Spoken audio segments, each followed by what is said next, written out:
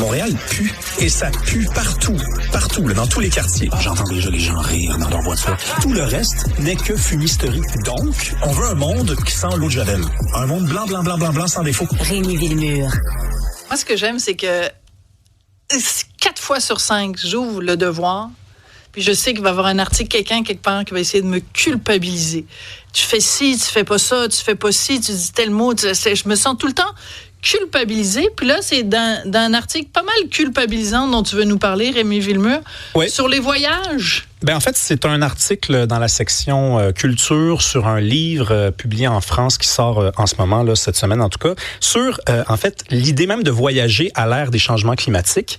Oui. Donc, le livre pose la question suivante, c'est même le titre, « Peut-on voyager encore? » Oui. Et donc, c'est un sociologue français, Rodolphe Christin, qui répond à cette question-là, je trouve, avec plus de subtilité qu'on pourrait l'imaginer, en tout cas plus de subtilité que la personne qui recense le livre, parce que lui fait la distinction très, très, très importante, une distinction qu'on fait si peu dans le monde d'aujourd'hui entre le voyage et le tourisme. Oui. Donc lui, il dit, aujourd'hui, avec les changements climatiques, est-ce que c'est vraiment une bonne idée que de quitter son chez-soi pour aller se coucher dans un hôtel 5 étoiles ou sur le bord de la plage dans le sud? Il dit, vous switchez, vous passez de votre confort chez vous à un confort ailleurs. C'est ça. Puis en fait, la base de la réflexion, c'est que comme en ce moment, il y a la question de la chicane avec les États-Unis, beaucoup de gens vont annuler leur voyage. Beaucoup de gens qui iraient normalement aux États-Unis vont rester, vont voyager plutôt ici. Donc, est-ce que c'est encore correct de prendre l'avion? Oui. Puis lui, il dit, il fut un temps où on faisait pas ça. T'sais, on partait pas de chez nous pour aller à Cancun recevoir exactement les mêmes produits qu'on consomme ici. On veut boire un gin tonic, mais on veut boire le gin qu'on achète dans notre SAQ. Puis ça, il dit, c'est très, très, très mauvais pour l'environnement parce que c'est pas des produits que les Mexicains, par exemple, si on prend Cancun, consomment. Donc, ce sont des produits qu'on va aller chercher au Québec, on les ramène ici, ou en tout cas aux États-Unis, puis qu'on les ramène ici. Il dit ça, c'est très polluant et je pense qu'on devrait faire autre chose. Alors qu'à une autre époque, et là, je t'avoue que ça me fait plaisir, moi, d'entendre ça, les gens, ils disent voyageaient. Ouais. Moi, petite confession, Sophie, j'ai appris comment enregistrer une valise l'année dernière. Et pourtant, j'ai été sur tous les continents sur la Terre, à part l'Océanie. Parce que tu voyageais avec un sac à dos. Avec un sac à dos d'école. Okay? Ouais. Un sac à dos Gensport, de marque Gensport. Ça, c'est les jeunes de mon âge avaient ça. Et je rentrais toutes mes affaires là-dedans, puis je partais pour un mois et demi. Je suis déjà parti 2 mois. Ouais. Et ce n'est que l'année dernière où il a fallu que je fasse un voyage pour le travail. Parce que tu t'es embourgeoisé. Je me suis embourgeoisé. C'est faux, parce que mon prochain... quand je fais un voyage d'affaires, ça m'est arrivé une fois dans ma vie, ça commence, ben là, c'est sûr, tu t'apportes des chemises, t'apportes de quoi. Oui. Mais la notion de avant, on voyageait pour découvrir une autre culture, ça, je suis d'accord avec lui. Ouais. Donc, il faut rappeler le nom de ce monsieur-là. Rodolphe Christin.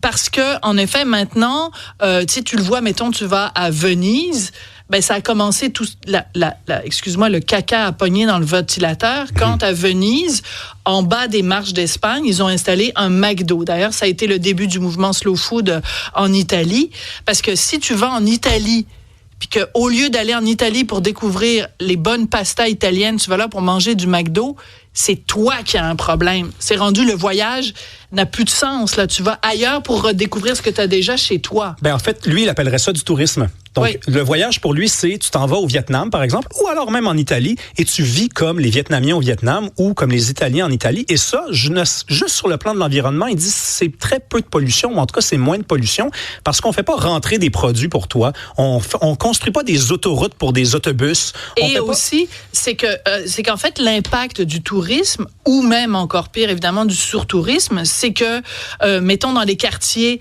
qui sont très fréquentés par les touristes, ben là, évidemment, il n'y a plus personne de local qui est capable d'habiter là parce que ça coûte trop cher. Donc, les gens les locaux quittent ces endroits-là. Exactement. Donc, alors, c'est des gens qui vont faire du tourisme dans un quartier où il n'y a que des touristes. Finalement, ils rencontrent jamais les locaux. Donc, c'est quand même pas dénué d'intérêt. Non, mais c'est ça. Donc, on commence avec ce qui a un peu de bon sens. Puis, je rajouterais sur cette notion-là qu'effectivement, si tu dois faire déplacer les gens, tu dois donc construire. Construire, ça veut dire quoi? Ça veut dire polluer. Donc, on reste dans cette logique-là. Ouais. Là où on entre dans le sermon, évidemment, c'est qu'on dit...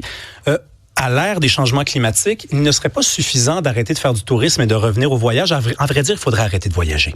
Oui. Donc, il nous dit, au lieu de quitter le Québec à chaque fois que vous en avez l'occasion, 2 semaines, 3 semaines de vacances, 1 mois, voyager à travers le Québec. Et là, les gens qui nous écoutent vont dire, attends, est-ce que Rémi Villemur est en train de décourager les Québécois à voyager à travers le Québec? Non. Par contre, je ne dirais pas aux Québécois d'arrêter de voyager, d'arrêter de s'ouvrir l'esprit, d'arrêter d'explorer le monde dans son entier. Voilà. Mais tu viens de dire le mot-clé quand même. Oui.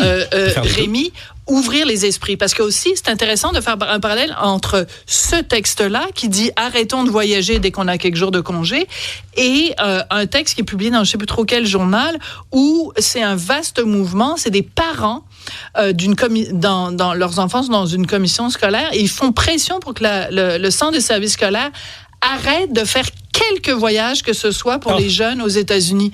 Mais arrêtez 2 secondes, c'est pas parce que Trump est un fou furieux qu'il faut arrêter d'aller aux États-Unis.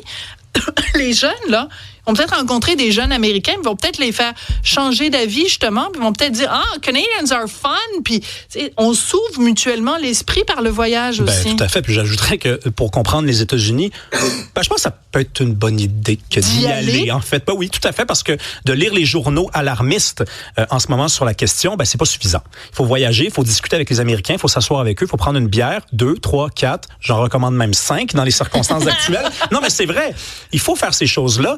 Et moi, je pense qu'on peut faire les deux. C'est toi qui le dis. Puis si tu as 1 mois de vacances, peut-être que la Gaspésie, tu vas faire le tour en 1 mois. Hein? Moi, je pense que 2-3 semaines, là, tu as fait la Gaspésie. OK, et j'aime beaucoup les Gaspésiens. Mais si tu as 1 mois, c'est une bonne idée que d'aller en Asie. Que dire des Gaspésiennes? Ah, je les aime encore plus. C'est bien parce que tu as dit ça un petit peu comme... bref, un ami commun. J'ai des bons souvenirs du Sichac à Saint-Agathe, à Sainte-Anne-des-Monts, en fait, en Gaspésie. C'est un des meilleurs endroits pour faire le party au Québec. Les gens qui y sont déjà allés vont s'en souvenir. Parfait. Bon, alors donc, continuons de voyager, puis surtout, arrêtons de nous faire la morale par des gens qui prétendent vouloir notre bien et finalement vont finir par l'avoir. Merci beaucoup, Rémi Villemur. Merci, Hugo Veilleux. Merci, Cybèle Olivier. Merci, Jean-Philippe Leroux. Merci surtout à vous qui nous écoutez et qui nous regardez. À demain.